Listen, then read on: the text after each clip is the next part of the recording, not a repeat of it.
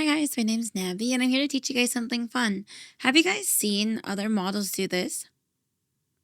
Well, I have a tip for you if you use the Liz Meta model. This is what I did. First thing we need to do is go into the cogwheel setting.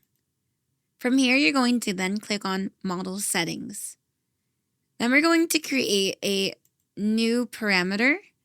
I already created it, but you would go here to the plus sign, look for the input and the output. You would want the input to be eye open left and the output to be eyeball size.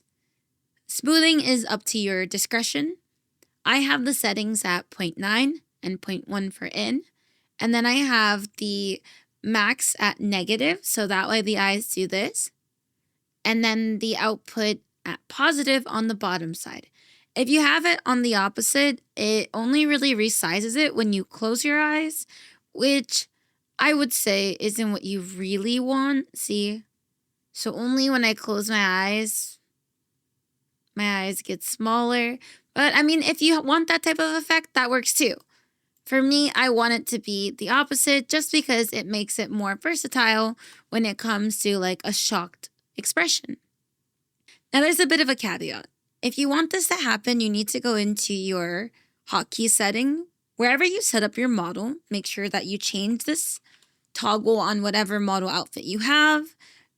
So the first thing we need to do is we need to look eyeball size up, and you need to make sure that this is off.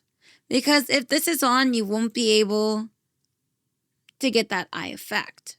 So once this is off, you're going to be able to enjoy a fun, shocked-like expression.